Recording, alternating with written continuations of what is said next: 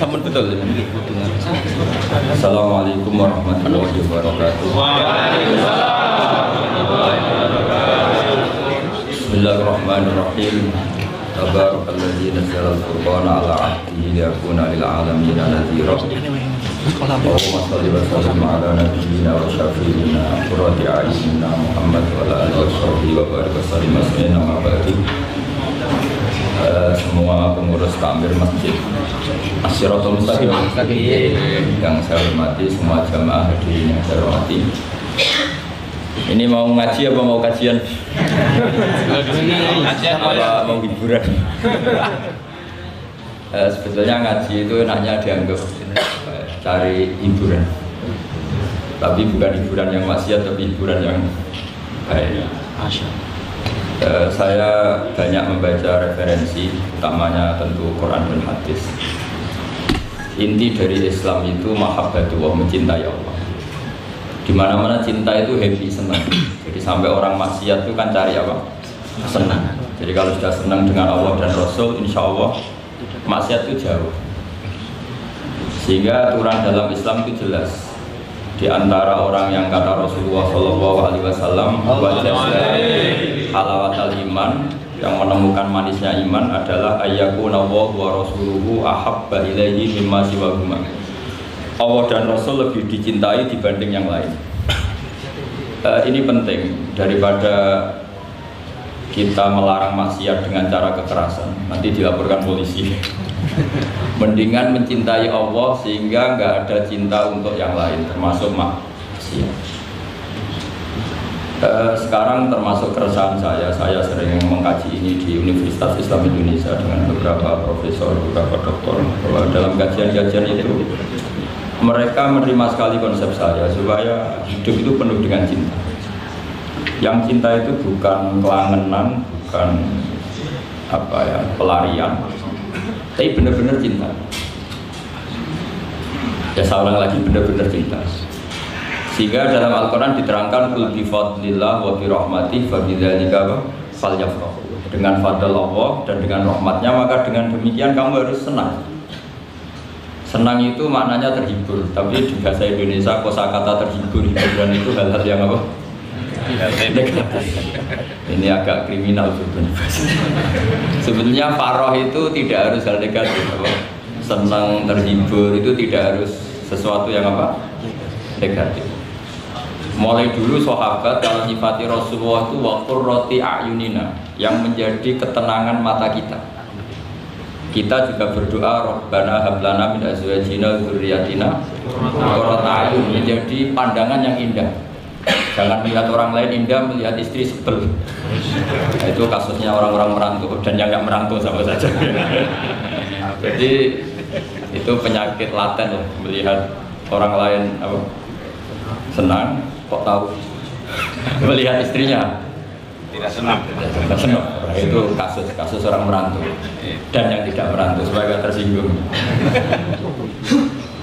Saya memang sengaja mau memberi kajian yang ringan tapi bermakna, karena agama ini sebetulnya dimulai hal-hal yang ringan. Nggak ada ceritanya filosofi agama itu berat, karena jubilatil ukul ala qabulil haqqi. Semua ulama berpendapat akal itu dipaksa untuk menerima kebenaran. Saya pernah ditanya seorang dokter, dia tanya gini, Pak Bahak, zina itu kan enak, kenapa haram? Lalu tidak enaknya zina di mana? Terus dia saya tantang, andai kan zina wajib kamu bingung, kok bisa? Kalau setelahnya terus tak suruh lagi kamu bisa, ya tidak bisa. Akhirnya dia mikir ya, kalau wajib mana bingung, harus mengumpulkan uang untuk murder, dan kalau dia senang seseorang tidak harus kesampaian. Ya kan, kalau kamu senang seseorang kan tidak mesti dia senang kamu. Kan repot kan? Kalau senang tidak mesti dia senang kamu, atau nggak senang maunya dibayarkan repot. Mendingan diharamkan terus tidak usah, kan enak malah. Tidur di kamar happy santai, syukur-syukur itu terganti oleh sujud, oleh munajat, oleh kesenangan-kesenangan yang religi. Misalnya maling diharamkan ya enak, kalau kita boleh maling malah digebuki orang malah repot. Barokahnya diharamkan dan dapat pahala dari digebukin orang gitu. Sama, jadi perlu membuat argumentasi agama itu penting. selama ini ada kesolehan amatir itu yang sering saya kritik setiap saya ngaji itu kesolehan apa? Amatir. Misalnya gini, kadang-kadang orang ngeluhin Islam itu repot, mau kebar gak boleh, mau bebas gak boleh, nanti kan boleh semua kan enak. Pertanyaannya adalah ketika boleh semua, apakah lembaga maksiat ini tidak ada aturan? Kan tetap ada aturan. Boleh pakai kalau bayar, itu aturan enggak? Aturan. Kalau yang cantik mahal kan aturan. Kalau apa homer atau arak yang enak mahal kan aturan. Artinya gini, di tempat yang maksiat pun banyak apa? Aturan. Kenapa aturan di tempat maksiat kamu anggap kebebasan, sementara agama ngatur kamu anggap pengekangan? Ini namanya soleh amatir, apa? Soleh amatir itu yang latihan soleh. Tapi kalau solehnya sudah lama, kayak saya ini masuk soleh sudah lama, tidak tahu. Apa ujub, apa syukur itu tinggal yang hasut atau yang seneng. Yang seneng akan komentari Gus Bak syukur, yang enggak seneng namanya akan komentari ujub. Ya sudahlah, itu biasa manusia seperti sampan merengut itu. Yang seneng akan bilang pemikir serius, yang enggak seneng kok merengut. Orang ita itu ya gitu, yang seneng bilang wah itu sibuk ngalor ngidul, yang enggak seneng kan bilang ita itu. Jadi itu kan enggak usah dipikir lah, komentar orang itu enggak usah. Jadi ini penting saya utarakan. Sehingga saya berpikir terutama untuk zaman akhir, saya ulang lagi, terutama untuk zaman akhir saya buktikan sekian ayat. Sebenarnya saya hafal Quran, tapi ini tak bawa Qurannya supaya nanti kamu bisa nyari ayatnya. Syukur-syukur kamu bisa nyanyi saya hafal Quran, bagus ya. Kalau enggak ya kacau. Sekarang banyak orang bantah apa orang hafal Quran, dia sendiri enggak hafal. Saya sering di Jogja, gue saya mau tanya tafsir sama jenengan, karena tafsir Kemenak itu ada kesalahan sekian 2000 itu, tak tanya kamu hafal Quran enggak? Aduh repot ini kata saya. Ini kayak Tyson tinju sama LS Pikal gitu. Kalau kelasnya nggak sama mati musuhnya.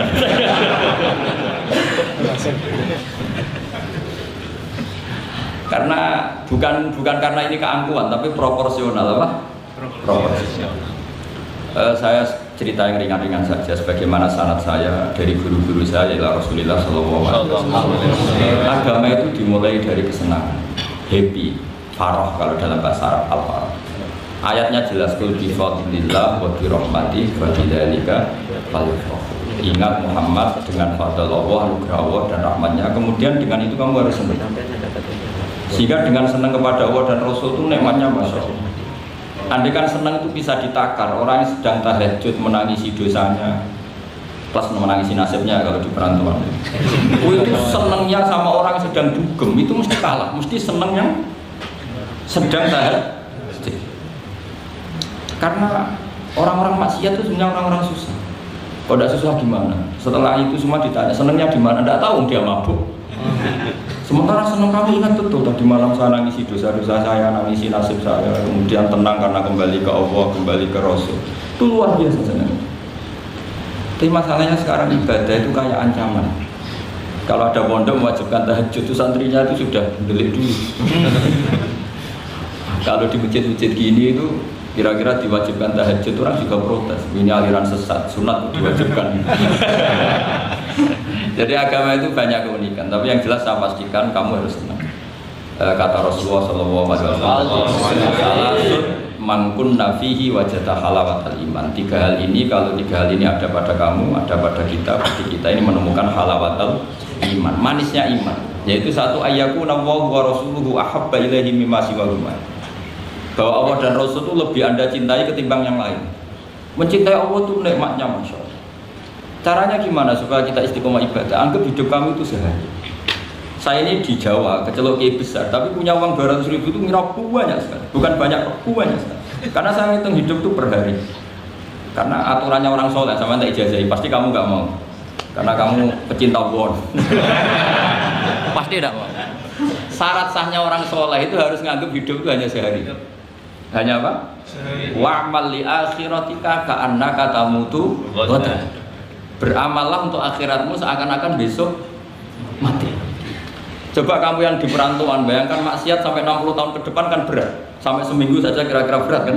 Tapi kalau bayangkan saya tidak akan maksiat semalam ini karena besok saya mati, sukses. Besok berpikir gitu lagi, saya tidak akan maksiat kan hanya sehari. Ternyata besok hidup lagi. Berpikir gitu lagi, tahu-tahu mati betulan setelah 60 tahun. Jadi itu apa ya, satu konsep dari Rasulullah supaya orang itu meninggalkan maksiat itu ringan karena bayangannya hidup banyak. Coba yang ahli maksiat itu diberitahu besok kamu mati, kira-kira malamnya maksiat enggak?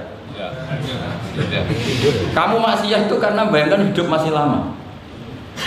Makanya kata Quran, wahai orang-orang yang beriman, alam yakni lil ladzina amanu an takhsha qulubuhum li dzikrillah wa ma nazala minal haq. Orang-orang iman itu sudah saatnya khusyuk. Kamu jangan seperti orang-orang dulu. Orang-orang dulu fatola alaihimul amadu faqasat qulubuhum. Orang itu menjadi wangkot, menjadi keras hatinya karena merasa hidupnya itu panjang. Ini penting, ini konsep-konsep yang ada di hadis sahih. Jadi tidak perlu kamu soal ini sahih apa enggak, tak pastikan sahih. Saya ini baca hadis lama sekali. Jadi yang nyoal harus imbang. Kalau enggak kayak Tyson dengan Elias Pikal. Supaya clear, supaya jelas. Saya sering ketemu para pemikir di Jogja dan berkali-kali saya bilang harusnya diskusi itu imbang. Ini bukan karena keangkuhan tapi karena proper. Awal maksiat itu dimulai karena tidak senang mencari kesenangan dan pilihannya maksiat. Coba kalau kesenangan itu ada pada Tuhan, itu luar biasa. Sampai Rasulullah itu menggambarkan ketaatan yang baik itu ada hadis yang mungkin kalau orang Jogja, orang Solo itu tidak siap karena agak priayi. Nabi pernah ngendikan wa fi buti ahadikum shadaqah. Kamu ngeloni istri kamu itu ya sedekah. Sahabat ya tanya, ayati ahaduna syahwatahu wa walahu ajrun. Yang benar aja ya Rasulullah, masa urusan seks, urusan biologis kemudian dia dapat apa? Pahala. Nabi jawabnya ringan saja. Alaihi salawatu aha fi haramin akana alaihi wisrun. Kalau yang digauli itu istri orang atau yang enggak zaujahnya, enggak istrinya, apa dia ada dosa? Ya dosa ya Rasulullah. Fakadali kalau watu aha fi halalin kana lahu ajrun. Ya begitulah kalau dia kalau salah letak haram, kalau tepat sasaran ya halal. Segampang itu ibadah. Jadi ngumpulin istri ibadah, nimang anak ibadah, ngaji begini ibadah, meskipun nggak paham, nggak ada syaratnya paham. Yang menyenangkan dalam Islam kan gitu, ngaji itu udah harus paham. Yang penting datang, pura-pura paham, selesai. Bahkan saya pernah dibully oleh santri itu, ya agak kurang ajar santri itu. Ya santri gak dengan santri tua-tua gitu. Tuh, Gus, jenengan sama saya nanti di surganya bisa saya. Kenapa gitu? Karena kata Rasulullah SAW itu man salaka tariqan yaltamisu fihi ilman sahalallahu lahu tariqan ilal jannah. Orang yang mengambah jalan, yang mencari jalan, berjuang sekolah, nyari ilmu. Nyari yaltamisu itu maknanya nyari iltimas. Maka orang yang mencari ilmu itu sahalallahu lahu tariqan ilal jannah, akan dimudahkan jalan ke surga. Itu yang nyari tuh, kalau sudah ketemu kayak jenengan enggak masuk hadis itu. Makanya bersenanglah yang sedang nyari tapi belum ketemu. Karena hadis itu untuk yang masih itu pasti sampean enggak saya. Wah, saya mikir, wah ini nyari hadis apa yang bela saya. Karena hadis ini itu enggak mihak saya, enggak mihak yang sudah ketemu. Yang namanya nyari kan belum ketemu, maka bergembiralah yang nyari ilmu udah alim-alim. Karena syaratnya, ya kan? Man salaka tariqan yaltamisu fihi ilman sahalallahu lahu tariqan ilal jannah. Siapa yang berjalan atau menempuh satu perjalanan mencari ilmu. Di mana-mana mencari itu sudah ketemu belum? Belum. Berarti kiai masuk hadis itu enggak? Alhamdulillah. Karena kiainya sudah ketemu. Maka bergembiralah juga saat tidak paham, artinya masih mencari. Makanya kalau mau paham jangan paham. Karena saya ini kebetulan memang peneliti hadis dan saya banyak menghafal hadis karena saya suka dengan kalimat-kalimat jamiah, kalimat-kalimat yang komplit dari Rasulullah SAW. Sehingga menghafalkan hadis saya itu banyak dan imbang itu ya balance kalau dalam bahasa inteleknya. Saya termasuk menghafalkan hadis wa innal alima la yastaghfiru lahu man fis samawati wa man fil ardi hatta hitan fil bahr. Sebagian riwayat wa inna mualliman nasi al khaira la yastaghfiru lahu man fis samawati wa man fil ardi hatta hitan fil bahr. Wa hatta namlatu fi jufriha. Ini hadis tandingan. Jadi yang tandingan tidak hanya 01 02, hadis juga ada hadis apa? Tandingan. Tidak apa-apa, ilmu itu memang butuh apa? butuh perimbangan ya, butuh balance. Nggak boleh ilmu, tapi karena ilmu nggak pantas diomongkan tandingan gitu aja. Kata saya ada hadis yang bunyinya gini, wa innal alima, orang alim itu akan dimintakan ampun oleh penduduk langit. Jadi semua malaikat Jibril dan Mikail, semoga termasuk Israel, itu memintakan maaf untuk orang alim, tidak yang belum alim. Itu kamu tidak masuk satu. Keren mana? Wah sama kerennya Gus. Saya masuk surga, yang jenengan nanti juga masuk. Ya sudah, nggak usah geger ketemu di sana. Jadi ini yang penting. Nah sekarang problem Islam sekarang adalah yang garis keras pakai hadis-hadis garis keras untuk mengadili yang garis lunak, yang garis lunak pakai hadis-hadis yang garis lunak untuk mengadili hadis kelompok-kelompok garis keras. Itu tidak fair. Nggak fairnya adalah Islam itu kafah itu artinya konsepnya itu komplit, tidak boleh separuh. Saya punya sedikit ini yang agak serius, tapi tidak usah masukkan hati. Nanti kalian protes nggak bagus Israel. Begini, Abu Bakar As-Siddiq itu terkenal layyinal janib, mutawadi, layyinal janib, sahlal akhlak, namanya layyinal janib. Orang yang sopan sekali, santun sekali, santun, sopan, terus simpatik, sangat simpatik. Namanya Abu Bakar As-Siddiq. Tapi ketika beliau sudah iman, beliau iman itu kalau nggak salah ya kira-kira Saniyasnen atau ya Salisa Robiah beberapa. Karena kalau dalam sejarah awaluman amanah itu sebetulnya Khadijah. Awaluman amanah mutlakon itu sebetulnya Khadijah. Awaluman amanah mutlakon bisa saja Sayyidina Ali, dan awaluman amanah mutlakon bisa saja Abu Bakar Siddiq. Saya sedikit cerita ya supaya tidak gaduh dalam sejarah. Ketika Rasulullah umur 25 itu, ketika beliau umur 20 itu Khadijah itu karena punya paman penginjil namanya Waraqah bin Naufal, itu sudah tahu kalau Nabi akhir zaman ya Muhammad itu, sehingga dia memerintahkan hulamnya namanya Maisarah. Maisarah itu nama cowok, nama lelaki. Ini perlu dicatat. Nanti kalau kamu tahu Maisarah menemani Nabi dalam perjalanan, terus kamu di ruang cari Maisarah ya. Maisarah itu nama lelaki ya. Lihat ya, Maisarah itu nama lelaki. Orang Arab memang lucu, biasa nama lelaki pakai tak muannas kalau dalam ini Mas Rois ini bahasa gontornya itu. Kalau bahasa Arab biasa Maisarah lelaki, Tolha lelaki, Hamzah lelaki. Jadi biasa kalau dalam bahasa Jawa kan enggak, soleh dan solihah, muslimin dan muslimat, pokoknya kalau ada ta itu muannas. Cuma bahasa itu agak harus. Tapi tahunya baru gitu sudah bagus loh. Bisa naik kelas. Akhirnya Maisarah itu disuruh Khadijah khusus untuk meneliti Muhammad. Dulu masih jangkar karena belum Rasulullah.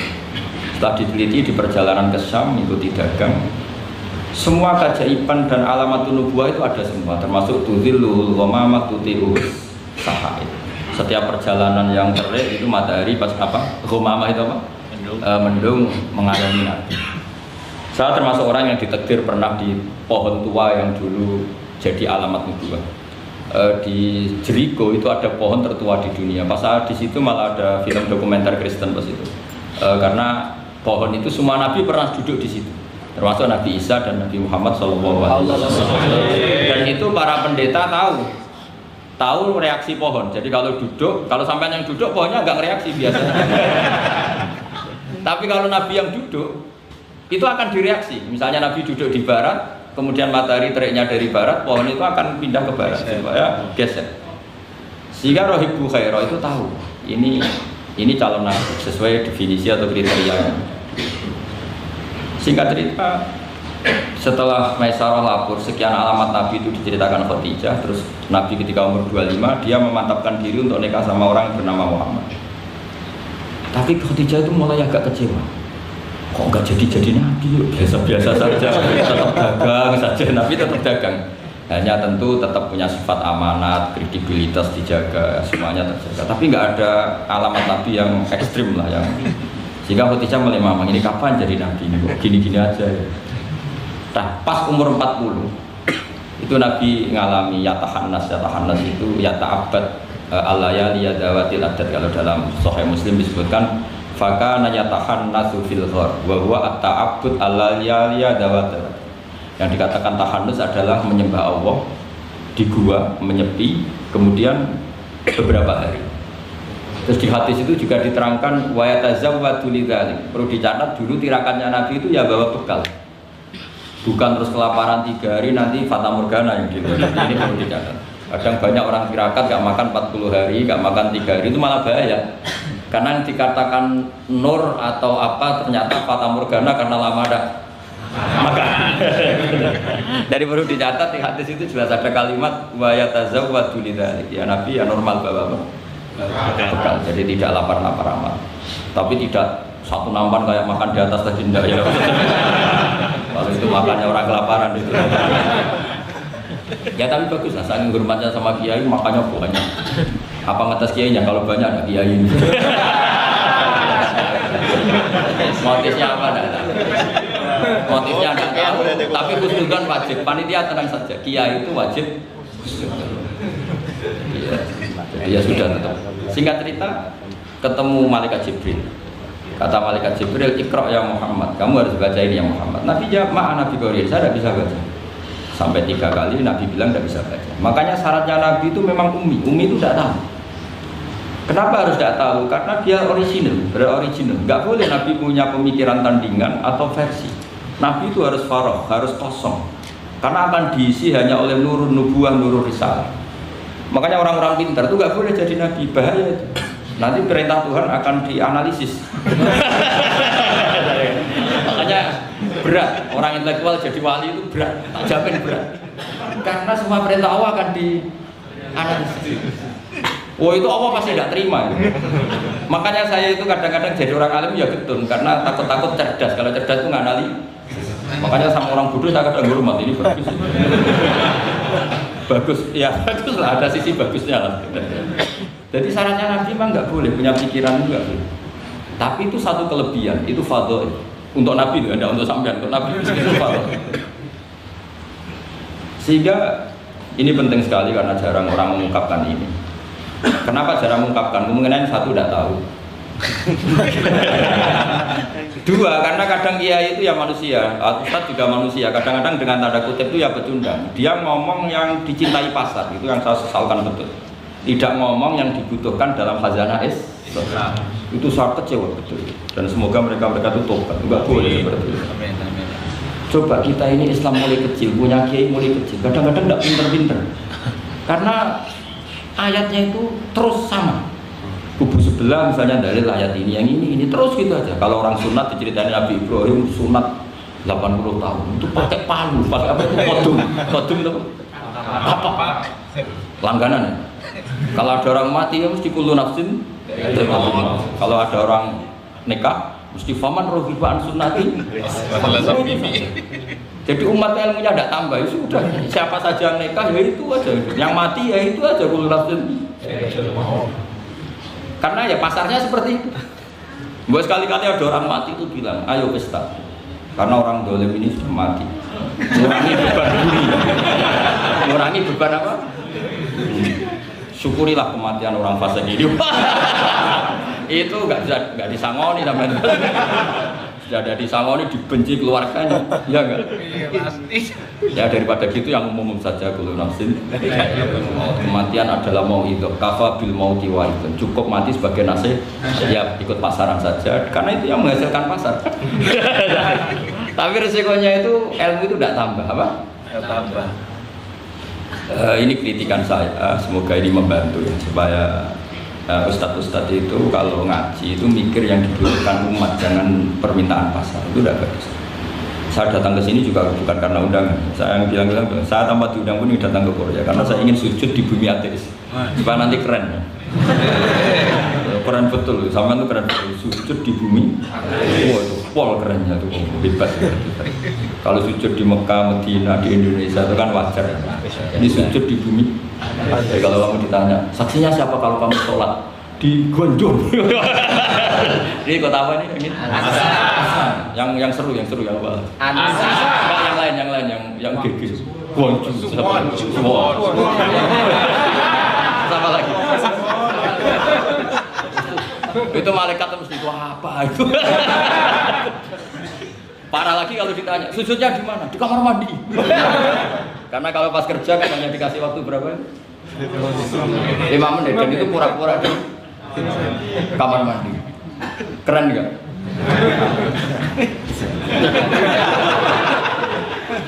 Jadi padahal bumi itu akan bersaksi yang dipakai tempat itu paling keren mesti yang Korea.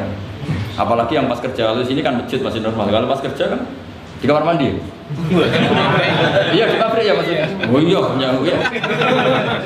Jangan yang priai yang itu, yang nggak priai itu. Gudang. Di gudang ya. Mesin. Di mana? Sampai mesin ya. Mesin sebagai saksi. Ya bagus. Saksinya apa? Buta. Yang jelas jangan kerja di pabrik salib. Saksinya apa? Kerjanya bikin apa? Pas waktu sholat. Saksinya apa? Itu. Bisa berhadapan-hadapan itu saksi sama yang bisa begini. Begini ini intermezzo saja tapi betul. Jadi kemudian Khadijah kembali ke Khadijah tadi. Rasulullah itu nggak bisa baca. Walhasil akhirnya ditakdir bisa. Saya mengatakan bukan karena belajar, ditakdir bisa. Karena syaratnya Nabi itu harus ummi. Ummi itu keibu-ibuan. Tapi Nabi itu uniknya begini. Justru beliau ngira itu malakul maut. Jadi pulang itu yarju fufu'atu. Dia gemeteran sekali.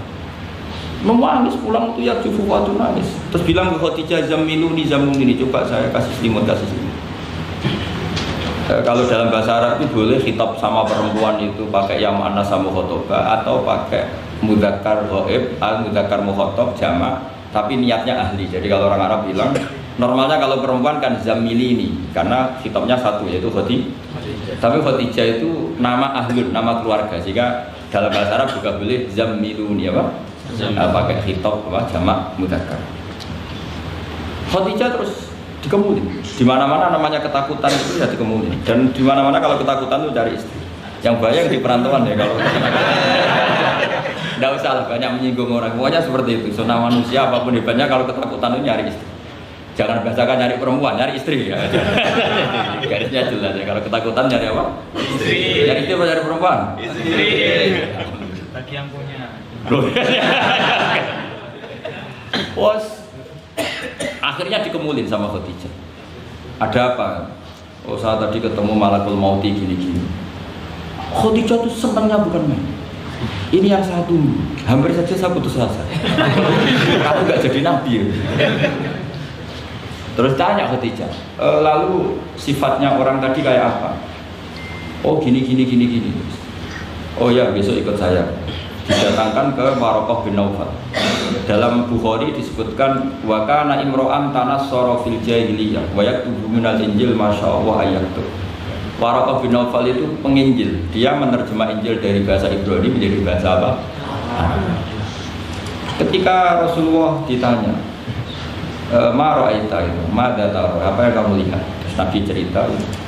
Kata Waraqah bin Naufal, hadan namus alladzi ja'a bihi Musa. Bahasa lainnya malak itu namus dan namus alladzi ja'a bihi Musa.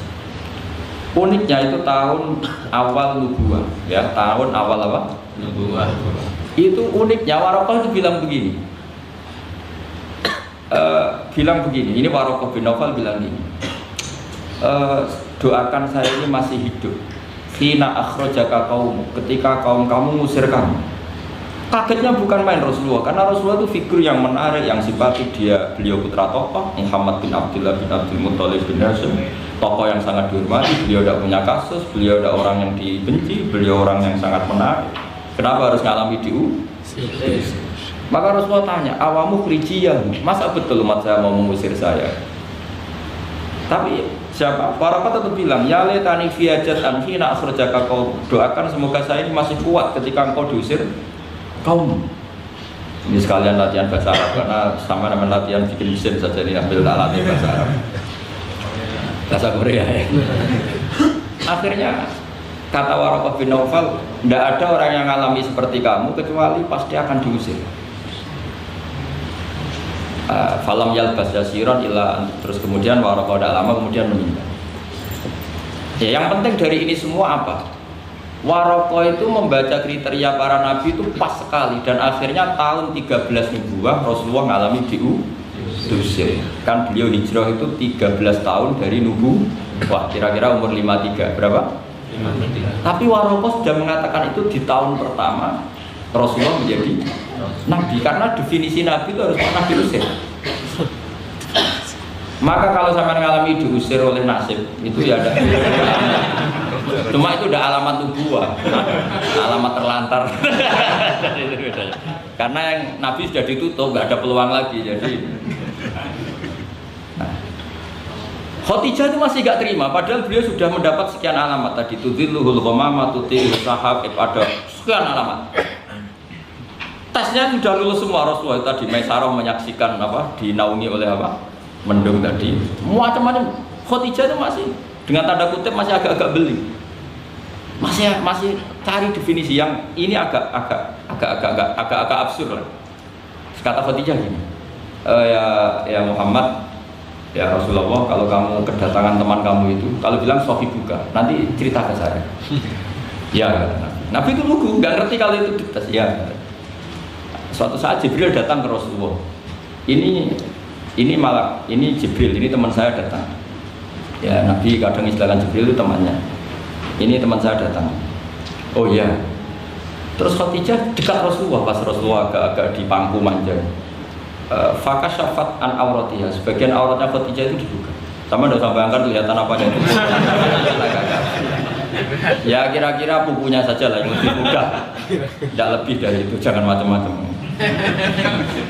Akhirnya terus ditanya, Khadijah tanya, temanmu masih? Enggak, lari kan. Akhirnya Khadijah ditutup lagi. Khadijah nggak tahu ada Jibril, nggak tahu. Ditutup lagi. Sekarang temanmu di mana? Oh sekarang datang lagi.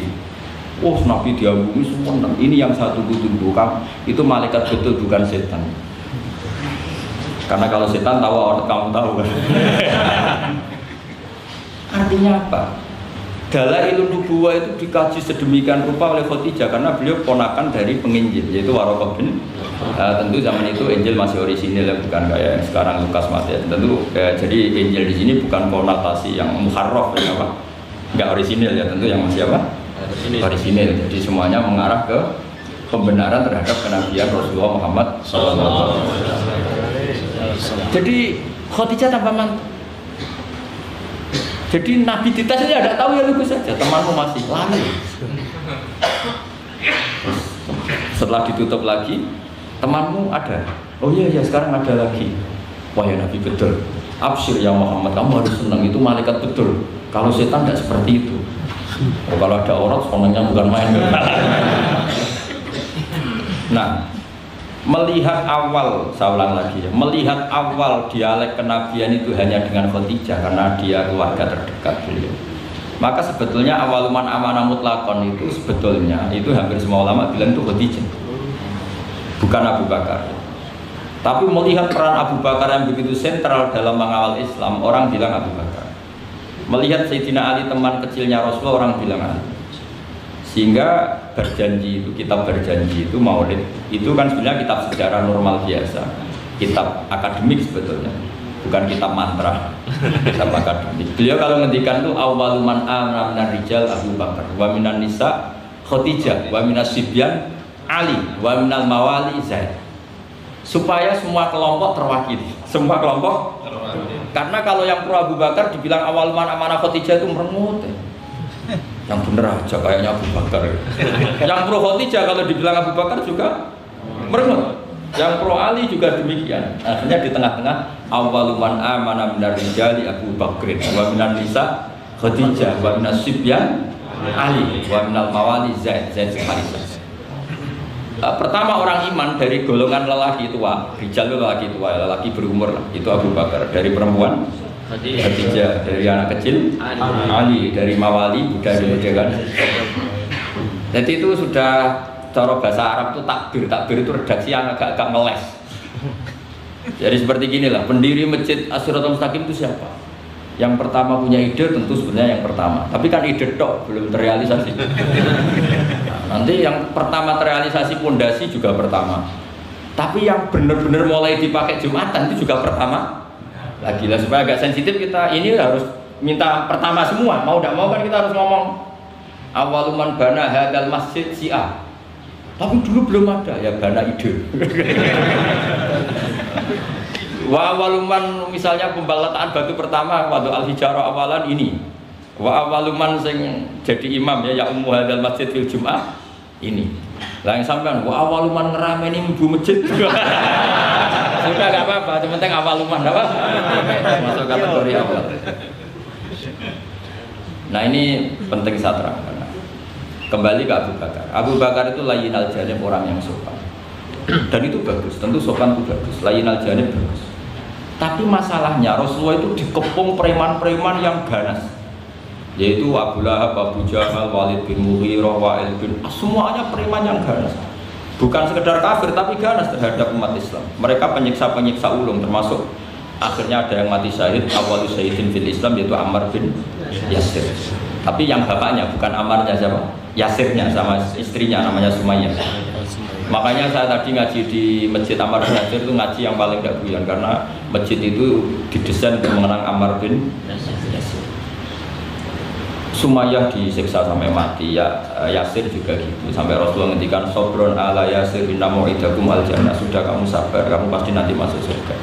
Bilal disiksa, tapi Bilal akhirnya aman karena menangi, diselamatkan Abu Bakar, bahkan menangi futuhat ya. Beliau menangi apa? Fathu apa? Saya pernah ziarah ke makam Bilal. Akhirnya apa Rasulullah? Ini kalau gini terus yang Islam orang-orang sopan tok repot. Beliau pas jalan-jalan ngerti Umar itu kalau ingin sarapan atau ingin punya uang, kalau ingin punya bon itu harus tarung. Dan dia petarung yang dulu. Jadi kalau tarung itu menang, uangnya apa? Barokahnya kalau tarung apa? Menangan dari bulat kan. Akhirnya Nabi mikir, wah kalau yang Islam gini ini cocok. Karena kalau yang sopan-sopan tok ini kayaknya repot. Walhasil Nabi spontan tuh, Allahumma izzal Islam bi Umar. Ya Allah, muliakan Islam ini dengan Umar. Gak tahu apa bisa diganti Aizal Islam di Banser, gak tahu. Karena kalau Banser sopan ya aneh, Banser kok sopan kan ada. Atau pemuda Muhammadiyah kok sopan kan ya jadi aneh. Masa pengawal kok sopan? Monggo nak badhe sekali. Ya gak pantas mantusnya. Oh, sterilkan dulu. Pas pamret sopan Pak Jokowi tidak jadi pidato karena yang salaman apa? Banyak. Yang minta buku banyak. Singkat cerita, betul. Karena Nabi yang berdoa itu sebagian tarikh menyebut doanya Senin, Kamis sudah masuk Islam. Hanya Senin, Selasa, Rabu, Kamis. Kalau kamu ya 30 tahun. Itu saja tidak mesti kamu. Akhirnya umat itu Islam. Islamnya juga unik. Dia mau mencari Muhammad, masih jangkar, kalau manggil masih jangkar, belum Rasulullah.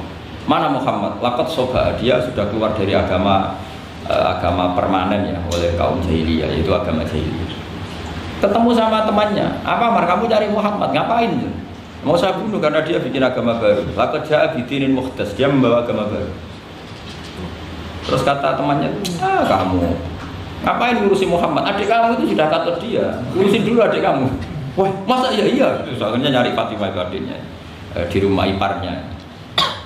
Ketika datang di situ adiknya pas belajar sama suaminya belajar surat Toha. Toha ma anzalna alikal Qur'ana apa? Litasqa illa tazkiratal liman yakhsha tanzilam mimman khalaqal arda was samawati aula ar-rahmanu 'alal arsy istawa lahu ma fis samawati wa ma fil ardi wa ma bainahuma wa ma tahta tsara. Menangis sumpah. Ini enggak mungkin kalam manusia, kalam seindah ini enggak mungkin kalam manusia. Singkat cerita dia aslinya Islam. Islam terus nyari Nabi. Kebetulan Nabi sedang iltafa itu sembunyi di rumahnya Zaid bin Arqam.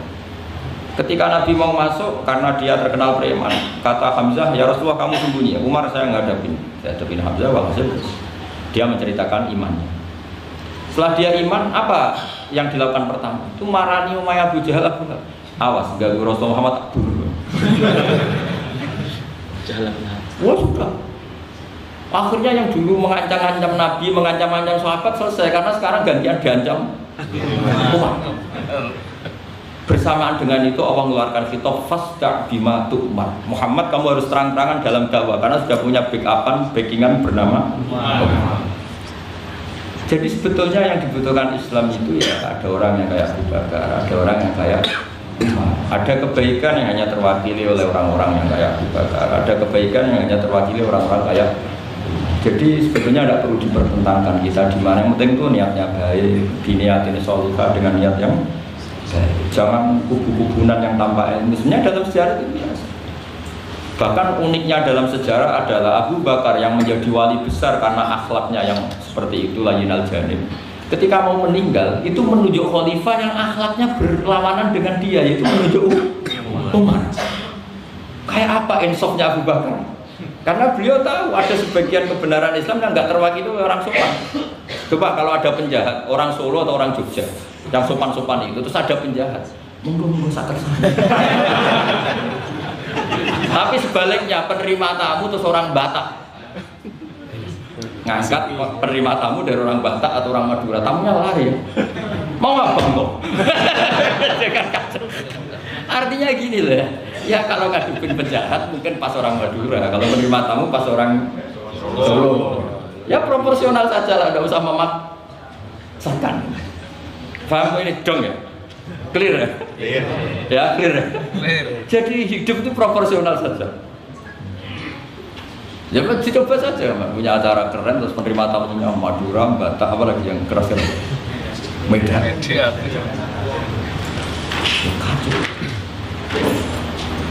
Nah, sama. Makanya kalau guyonannya itu rumah kebakaran, yang punya rumah itu orang Jogja kan, ngapunten badhe matur, wonten napa ngapunten sampe. Ini dalam jenengan kebakaran. Padahal nyuwun sewu anak jenengan tesih teng lebet. Artinya ada momen yang sopan itu tidak boleh, apa? Yang sopan itu kalau ada kebakaran, yang punya rumah baru minum, enak-enak mau bebas. Itu kalau mau kebakaran harus gitu, mau tidak mau harus tidak sopan kan gitu. Jadi sopan ada mautenya, nggak sopan ya ada mautenya.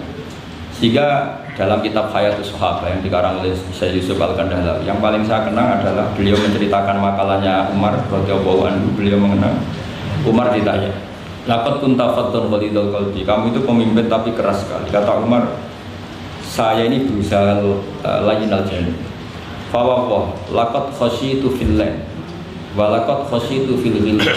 Kamu tidak tahu perasaan saya. Saya ini kalau sedang halus ya istighfar sama Allah. Kalau saya sedang tegas juga istighfar sama Allah. Kamu tidak tahu perasaan saya. Itu banyak mufassiru hadal hadil maqalah yang menafsirkan gitu. Dalam makalah yang lemah lembut itu juga ada dosanya.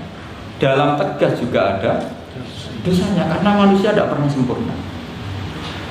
Saya beri contoh begini, ini analogi yang paling gampang, yang siapapun kalau insaf pasti paham, bukan mungkin paham tapi pasti paham. Misalnya kamu punya keponakan yang sering pacaran, itu kerja lanangan ngalor ngidul, pokoknya sering maksiat. Kemudian ada Pak D yang rildo, yang ghalid, yang keras. Pasti ponakannya nggak pernah ke situ, paling dimarahin. Yang satu Pak D yang satu atau Pak Ali yang satu layyinal janib, pacarnya jadak segitu ya nggak apa-apa. Paribasannya rangkul-rangkulan di situ ya nggak apa-apa. Potensinya pasti sama.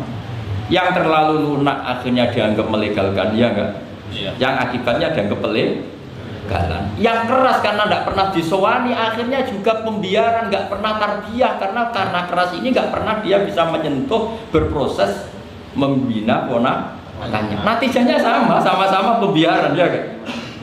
Yang keras pembiaran karena nggak pernah sambung, yang lunak karena dianggap pelegalan. Jelas kan? Jelas ya? Begitu juga kondisi kita ngadepi maksiat.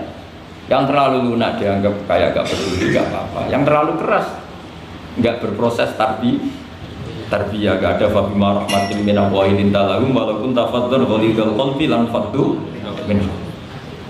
Maka lewat pertemuan ini saya ingin ya, Islam itu dibawa secara mudah, secara logis, gak usah berlebihan. Ya sudah, kita ikuti ulama-ulama dulu dengan referensi-referensi dulu. Jadi ini penting sekali. Karena ayat tentang tegas ya ada, ayat tentang lunak ya ada, semuanya harus proper. Bahkan saya kemarin isi di Jawa Timur itu yang hadir mungkin 10.000. Itu kiainya itu punya pondok unggulan. Saya bilang, meskipun beliau punya pondok unggulan, saya sudah pamit. Nanti saya kritik pondok unggulan, mohon diterima. Ya siap. Terus saya bilang begini, pondok unggulan itu ya baik, tapi ya masalah. Masa orang ngaji misalnya gini, Misalnya saya bikin pondok unggulan, siswa yang saya terima sudah hafal Quran 10 juz, yang bayar 10 juta. Lalu orang miskin itu mau mondok di mana kalau aturannya seperti itu harus bayar 10 juta? Lalu yang goblok-goblok mau ngaji gimana? Harus hafal 10. Makanya aneh, pabrik-pabrik aneh menerima yang sudah pengalaman kerja. Sudah pengalaman kerja ya tidak ngelamar, sudah punya pekerjaan. Gimana orang nyari kerja yang belum? Mana saja. Nah, saya kemarin ngaji di UI juga bilang gitu, kampus-kampus itu baik karena bikin standar ini SAG, ini MA, ini dokter bagus. Tapi andaikan semuanya belajar Islam lewat kampus, masa ingin belajar Islam harus kuliah dulu? Lalu bangga kalau belajar Islam gimana? Ini barokahnya kiai-kiai yang nggak punya gelar di musola, kadang santrinya datang, kadang nggak jelas lah. Tapi bagus, siapa saja bisa belajar kapan? Coba kalau pendidikan Islam hanya ada di kampus, mau belajar saja harus kuliah dulu. Yang tua-tua nggak bisa belajar. Coba kalau semua lembaga pendidikan itu kayak pondok-pondok besar yang pakai persyaratan, mau ngaji daftar dulu, silakan ke sekretariat. Sudah diselesaikan administrasinya. Maka bergembira kiai musola yang tidak bersertifikasi karena konsultan Islam sing on time setiap saat. Ya itu barokah. Apalagi santri-santri yang goblok itu barokahnya luar biasa. Betul. Saya tuh punya sekian santri yang dulu teman saya, kelihatannya goblok, tapi manfaatnya luar biasa. Cuma dia kagum sama saya karena saya korban jadi konsultannya dia. Dia tuh di pedalaman Kalimantan, di tengah hutan. Ya kalau dulu mungkin oleh pemerintah disebut ilegal logging, tapi dulu. Ya dia nggak nyuri, karena perasaannya orang sana ya milik wilayah, dia ikut orang sana. Terus singkat cerita, orangnya hanya kadang 20. Terus tanya, dulu nggak ada HP, Gus saya ini hanya 20 orang di tengah hutan, Jumatan enggak? Saya bilang menurut fikih Syafi'i tidak wajib karena hanya 20, tidak 40. Tapi kalau ingin duhur ya nggak apa-apa. Enggak, Gus kalau diajak duhur nggak mau, Jumat kok duhuran. Masyarakatnya ya lucu. Oh ya nggak apa-apa, Jumatan tak carikan madhab kata saya. Saya kan kebetulan yang mengkaji al-madzhabul arba'. Singkat cerita begini, natijahnya apa? Kadang kita yang pinter, yang LC, yang doktor, itu dakwah kemudian nyun sewu dengan tanda kutip mendapat honor. Sementara yang goblok, kadang itu karena nggak ada tanah wakafnya, tanahnya diwakafkan, punya uang diberikan. Intinya itu kadang yang goblok menjadi pendiri masjid, kadang yang pinter mendapat bisyarah dari uang kas masjid. Artinya introspeksi saja, meskipun itu halal, soalnya meskipun itu halal, tapi kita introspeksi. Ini pentingnya selalu kita berdoa Rabbana dzalamna anfusana. Loh pernah saya disuani orang juara MTQ terus mendapat umroh. Dia bangganya bukan main. Saya ini kiai sering ada yang soal, saya bilang gini, kamu umroh saya senang. Bagaimanapun ini prestasi karena barokahnya Quran. Tapi kamu juga harus hormat sama kiai musola. Itu ngulang Quran puluhan tahun tidak pernah dapat hadiah. Coba hafal Quran kemudian lanyah dan dapat hadiah umroh, itu kan cara bahasa agamanya manfaatuhu maksurah. Manfaat umroh itu kan hanya untuk dia. Tapi kiai yang ngulang di musola-musola ngajar 10 tahun berapa ratus orang yang bisa baca Quran karena dia, tidak ada yang ngasih hadiah umroh. Kira-kira fadhoilnya, keutamaannya indah Allah utama mana coba? Ini minterkan orang banyak tanpa hadiah, ini pinter dadakan lewat lomba lagi dapat umroh. Tentu kita tidak mengharamkan itu, kita respect, gak masalah. Tapi kalau mau luhur salah lawan pasti. Karena kalau mau luhur nanti menafikan keistimewaan orang-orang yang istiqomah mengajar. Jadi kita fair saja. Ini juga penting untuk Syiah, ya, supaya anak-anak semangat ngapalkan. Tapi jangan lupa yang sedang ngajar-ngajar yang nggak jelas tadi, yang muridnya kadang 3, kadang 2, tak tanya Pak ya yang ngaji berapa? 10 Gus, yang datang 2 ya biasa gini Gus, kadang 2, kadang 1. Ya seperti di sini di perantauan jamaahnya pasti tidak istiqomah, tak jamin itu. Jadi tidak usah saya tanyakan, itu sudah pasti. Jadi jamaah itu nomor 2, nunggu pas nganggur liburan kan gitu. Jadi saya mohon beragama itu diniatin suatu saat. Ijazah bapak saya ke saya itu yang berulang-ulang, sementing hak gue qalbin salim. Makanya kata Allah, zaman itu illa man atawaha bi qalbin salim. Yang selamat di hari mahsyar itu hanya satu, orang yang sowan Allah bi qalbin salim, dengan hati yang selamat. Hati yang selamat itu melihat kubu lain ya dengan insya. Ya melihat yang kunut ya biasa, tidak kunut biasa itu masalah khilafiyah biasa. Dulu itu Imam Abu Hanifah tidak pernah kunut. Jadi tidak kunut itu bukan mazhab Muhammadiyah, mazhabnya Abu Hanifah. Muhammadiyah tidak mujaddid, juga tidak mujtahid. Yang kunut juga bukan mazhab Hasyim, mazhabnya Imam Syafi'i. Dulu ya biasa. Imam Syafi'i itu kalau Jumatan di Masjid Abu Hanifah ya nggak kunut. Ketika ditanya 5 dalam takbir, waqad qulta bi sunniyati. Kenapa kamu tidak kunut padahal kamu berpendapat kunut itu Jamaah Imam Syafi'i adaban ma'ahadal imam. Saya sungkan sama imam. Padahal Imam Abu Hanifah waktu itu sudah wafat, hanya makamnya. Dulu itu biasa sekali karena apa ya? Karena mereka pandangannya luas. Apa? Pandangannya. Ada seorang ulama ditanya, kalau ada orang kawin yang nyuwun sewu hamil di luar nikah, kemudian akhirnya nikah, bagus enggak? Saya ulang lagi, enggak usah aku tertawa, awas kalau tertawa. Ada orang hamil di luar, kemudian dinikahi sama yang hamil, itu bagus enggak? Ada ulama yang bilang bagus lah. Kan kaget ulama yang garis keras. Wah, bilang-bilang dirajam atau dipukulin kayak kira-kira kan pikirannya gitu karena suka ngadili orang ya. Ini ada di kitab Mizan Kubra. Kalau nggak percaya lihat di kitab Ikhtilaful A'immah Rahman. Karena cara berpikir sederhana. Terus dia punya riwayat dari Rasulullah SAW yang ngomentari seperti itu jawabannya begini. Qad kharaja min sifahin ila nikahin. Saya ulang lagi. Qad kharaja min sifahin ila nikahin. Berarti dua orang itu telah keluar dari tradisi kumpul kebo menjadi tradisi nikah. Misalnya malam ini dia masih kumpul kebo, terus paginya nikah, malamnya lagi kan sudah sah. Artinya apa? Dia keluar dari tradisi sifat, sekarang ke tradisi nikah. Artinya melihatnya masa depan saja, tidak usah lihat masa belakang. Jadi ulama ya ringan saja. Ya ada ulama yang tetap marah. Susah apa sih langsung kawin disik-disik, ngapain baru setelah itu kawin? Ya bagus supaya jadi apa ya, supaya jadi pelajaran. Ya monggo saja yang tetap keras supaya tanfir kalau dalam bahasa Arab, tanfir, tasna atau takbir memperburukan yang memang tapi yang ini juga bagus, sudah kadung ya sudah, sekarang dia mau tobat ya dikomentari saja qad kharaja min sifahin ila. Ini penting saya utarakan, jadi nanti mungkin saya ada 1-2 pertanyaan, 2 saja lah, saya capek karena yang kelas pertanyaan jangan keluar, saya ulang lagi pertanyaan jangan keluar. Terus yang ringan-ringan saja, karena agama ini dibangun dengan keringanan dari yuridu bikumul yusra wala yuridu bikumul usra. Dan kalau pertanyaannya ekstrim itu nanti rusak. Kata Rasulullah, innama ahlakal ladzina min qablikum kasratu masailihim. Dulu orang rusak itu karena banyak tanya. Karena nanti kalau Allah ditanya itu mesti tersinggung. Karena apa ya? Orang tanya itu tadi mengkritisi perintah. Sampai tahu kenapa malaikat dimarahin Allah? Gara-gara apa? Tanya.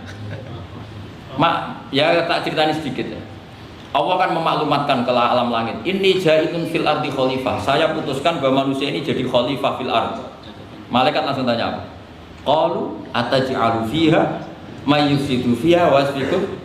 Yang benar saja ya Allah, tolong dievaluasi. Manusia itu kan potensi yang rusak. Yufsidu itu fi'il mudhari', berarti mustakbal. Cara terjemahan bebasnya manusia itu berpotensi merusak.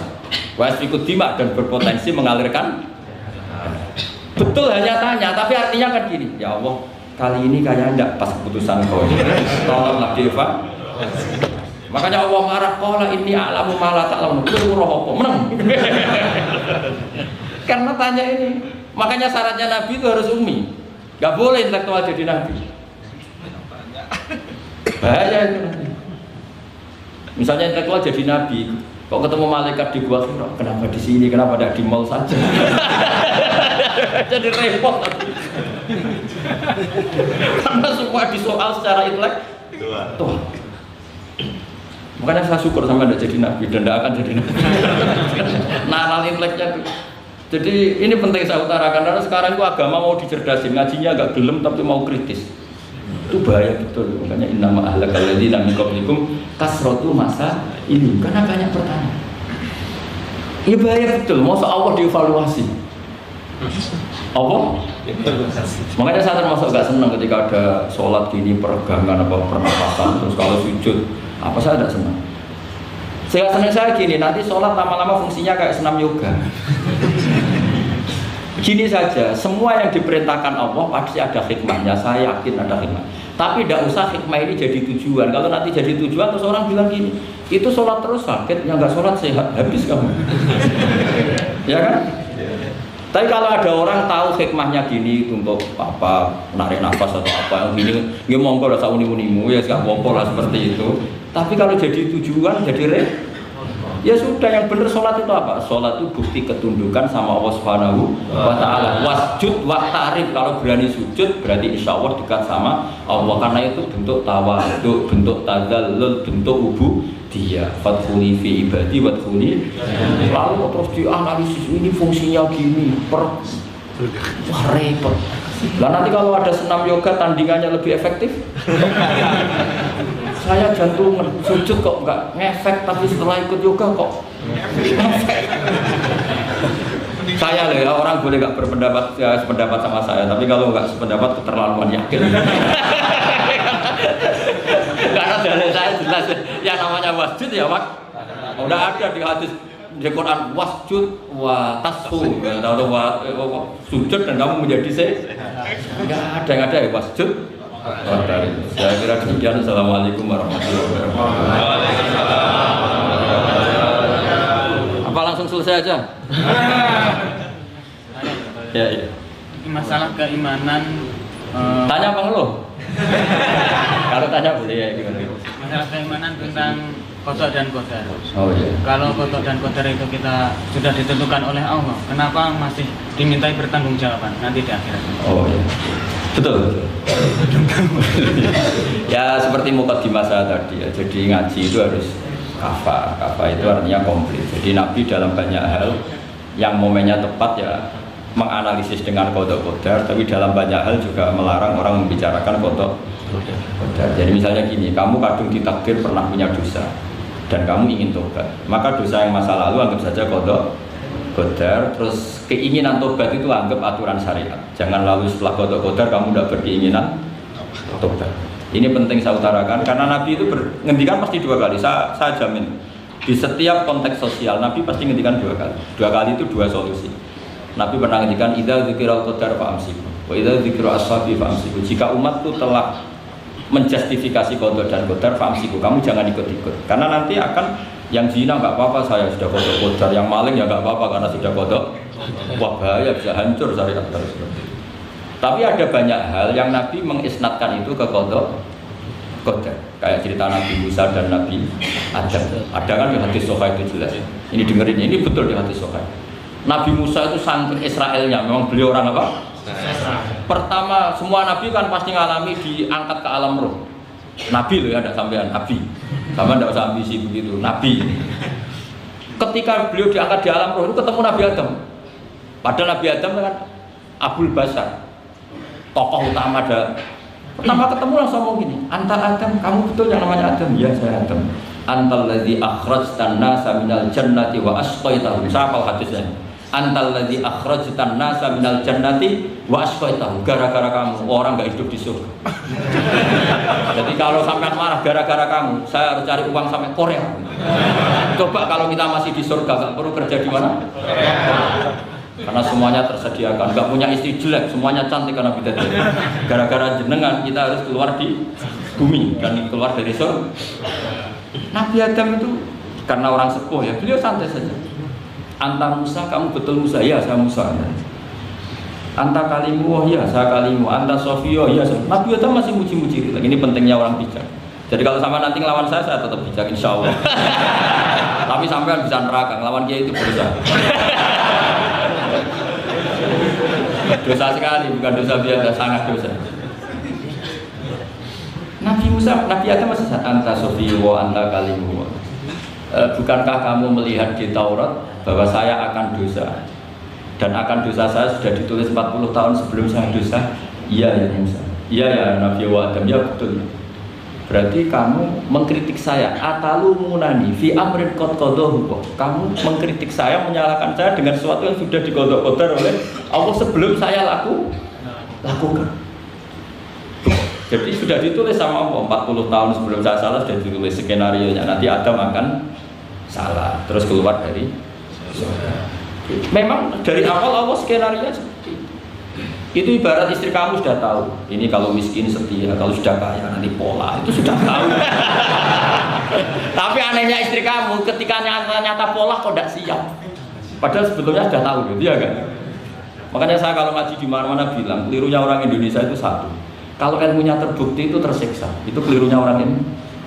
Semua cowok tahu nggak? Semua lelaki tahu nggak? Kalau nggak pernah nafkahi diomelin, tahu nggak? Tahu. Tapi ketika itu nyata nggak siap. Harusnya ketika nyata diomelin, alhamdulillah ilmu saya benar. Tapi istri kamu juga gitu. Biasanya wong lanang nek duwe akeh pola. Terus denger sampean mulai cinta orang lain. Harusnya kan alhamdulillah ilmu saya benar kan. Artinya gini, manusia saja bisa memprediksi. Kan nggak mungkin kita nyifati Allah. Allah nggak tahu Nabi Adam salah sebelum nyata-nyata. Tentu itu tidak mungkin. Nah, maknanya qada qadar kira-kira gitu. Allah itu tahu apa yang akan terjadi. Tapi tetap saja ini nggak boleh dipakai justifikasi untuk maksiat. Makanya jelas aturan Quran, saya mohon kamu nggak boleh salah. Ini nanti saya baca. Saya hafal tapi ini biar tamu ayatnya. Itu ayatnya kan ma asoba min musibatin fil ardi wala fi anfusikum illa fi kitabim min qabli an nabraha inna dzalika 'ala Allahi yasir likai la ta'sau 'ala ma fatakum wala tafrahu bima. Jadi apa yang mengenai kamu di bumi maupun ada pada diri kamu, anggap saja itu yakini saja sebagai qada qadar supaya kamu tidak putus asa apa yang sudah terlewatkan dan tidak bangga dengan apa yang kamu sudah. Misalnya saya ini kan termasuk kiai keren misalnya, itu saya tidak pernah bangga karena memang ditulis kalau suatu saat Gus Baik itu keren. Jadi bangganya di mana? Kan sesuai skena.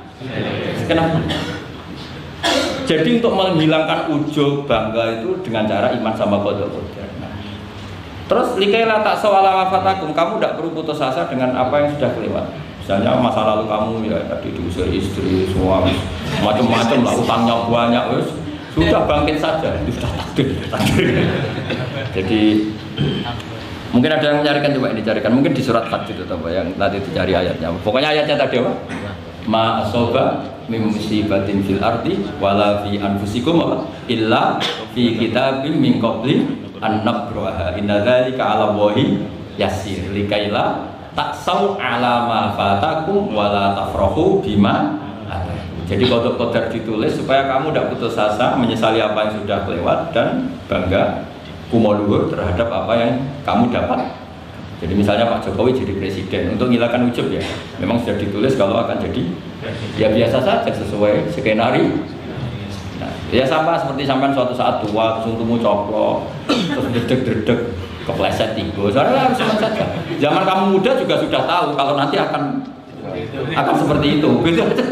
Jadi kalau itu terjadi, ya sudah, memang akan seperti itu. Jadi ringan saja. Ini pentingnya ngaji. Jadi sesuatu itu mudah sekali kalau dianalisis dengan dengan ya cukup ya.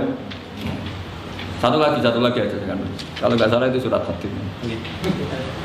Biar ditahukan suratnya. Diumumkan siapa? Surat apa? Hadid 22. Hadid 22 ya. Hadid 22. Ya, Mas, monggo Mas. Berdiri aja nggak apa-apa. Anaknya Oh enggak. Oh ya nggak apa-apa gimana? Assalamualaikum warahmatullahi wabarakatuh. Waalaikumsalam warahmatullahi wabarakatuh. Saya sebuah kehormatan bisa bertemu sama Kiai pada malam ini. Iya. Sebenarnya saya baru kenal Kiai itu 3 minggu yang lalu lewat YouTube. Iya. Ada yang kirim di FB saya, walaupun dengan komentar yang agak miring lah. Iya. Kalau nggak salah waktu itu Pak Kiai membahas masalah perang Handar, Iya. yang mengatakan bahwa Nabi itu waktu itu santai saja, tidak tahu apa-apa, tapi Iya. Salman dia menyampaikan ini. Iya. Terus komentarnya netizen tapi pertanyaan saya itu bukan itu Pak. Iya gimana? Pertanyaan saya itu saya tertarik kenapa cara pasang sokoknya itu ada rambut di. Iya.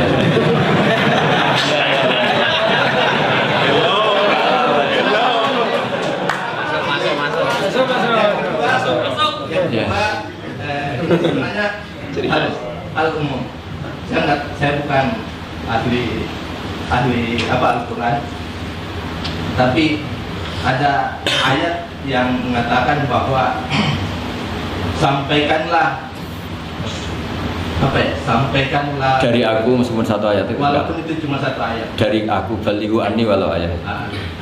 Yang itu menurut saya menjadi dengan dunia medsos saat ini orang yang betul-betul mungkin bukan cuma sekedar satu ayat, cuma satu kata itu di broadcast yang mungkin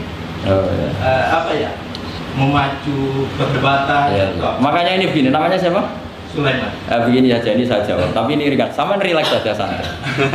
Jadi memang tradisi ulama sama masyarakat itu beda. Jadi kalau Nabi dikatakan tidak tahu dalam konteks tertentu itu malah madh itu memuji. Karena tadi syaratnya Nabi harus ummi itu kan keibu-ibuan. Jadi kalau Nabi tahu itu nanti seakan-akan dia itu dikawal oleh ilmunya, padahal Nabi itu dikawal oleh nubuwah. Ini bedanya Nabi sama ndak. Jadi Nabi di Quran itu biasa ada kata makun tatadri mal kitabu walal iman. Terjemahnya kan kamu tidak tahu. Kanjeng Nabi biasa didhawuhi Allah makun tatadri mal kitabu walal iman. Kamu itu tidak tahu apa itu kitab. Tapi itu sifat madh. Sifat apa? Madh itu memuji. Kenapa itu jadi pujian? Karena Nabi kalau sudah tahu urusan sesuatu nanti jadi ilmu tandingan menandingi wahyu. Lah mungkin netizen nyuwun sewu bukannya ngeritik, bukannya apa, mungkin nggak paham tradisi ulama itu. Jadi kalau ulama bilang Nabi itu tidak tahu itu bukan sifat dzam, tapi sifat madh memuji. Di Quran banyak kalimat makun tatadri mal kitabu walal iman. Makanya Nabi ketika disuruh baca Iqra ya Muhammad, jawabnya gimana? Saya tidak bisa baca, tapi bukan sifat buruk, justru bagus. Kalau Nabi bisa baca, ilmunya nanti dikira beliau belajar dari buku-buku dan itu dia jadi Nabi. Wah itu memang bacanya banyak.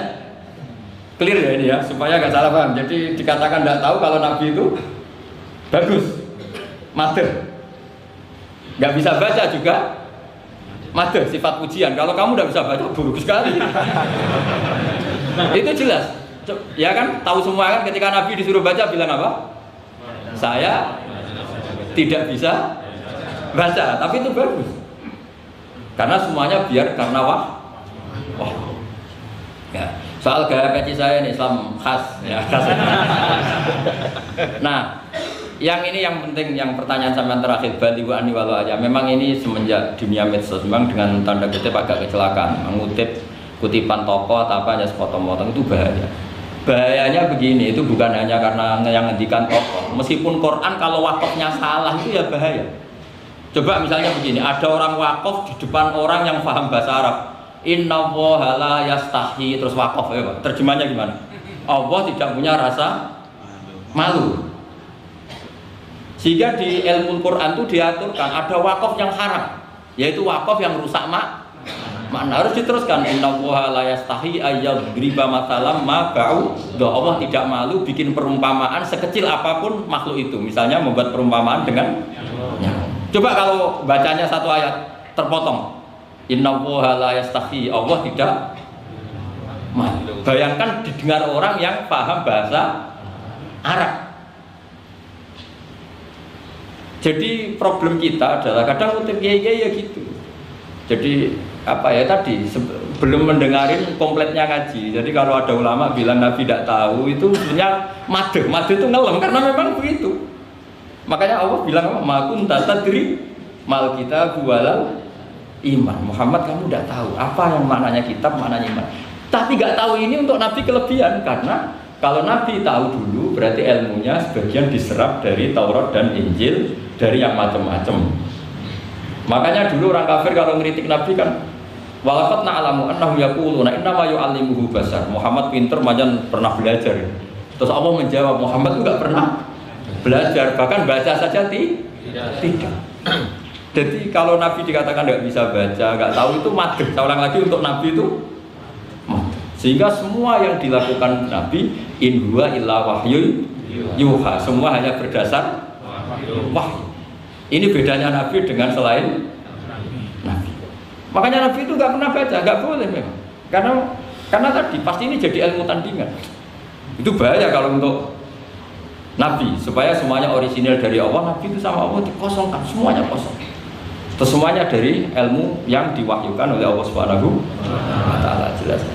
Jadi baliwani walau ayat itu sama kan maksudnya itu ayat itu bukan ayat satu Quran potongan enggak. Ayat yang muhkamah yang utuh. Tapi kalau satu potongan ya enggak boleh. Tadi misalnya dipotong apa inna woha lah kan kayak.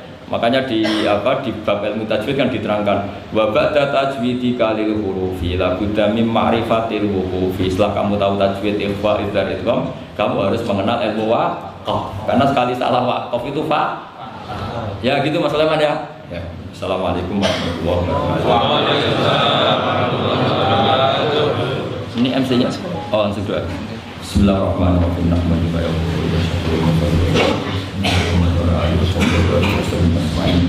Allahumma ya Allah ij'alna mutawakkilina bika muta'abbina bika mutanasilina bika ya Allah waj'alna mimman nasara dinaka fi ayyatin Allah wa ammir ya Allah biladaka wa bilad Syria wa jami'a biladika ya Allah ma'murina bittaqwa ma'murina bisujud waj'alna ya Allah mimma yakhdumu masjidaka wa yu'ammiru masajidaka wa yu'ammiru hadati wa yu'li kalimataka al-ulya ya Allah waj'alna ya Allah mimman sabbahaka wa hamdaka wa kabbaraka wa wahdaka ya Allah waj'alna mimman syarraha dalika talaban ridhoka wa adla'an li kalimatika al-ulya ya Allah inna la dzikrika wa syukrika wa husni ibadatik Allahumma ya Allah inna nas'aluka rahmatan tahdi biha qalbi wa tarim biha syasi wa taruddu biha fitana anna ya Allah wadfa'anna al-afat wal balaya ya Allah ya Rabbi Rabbana atina fid dunya hasanah wa fil akhirati hasanah sallallahu alaihi wasallam Muhammad wa sallallahu alaihi wa sallam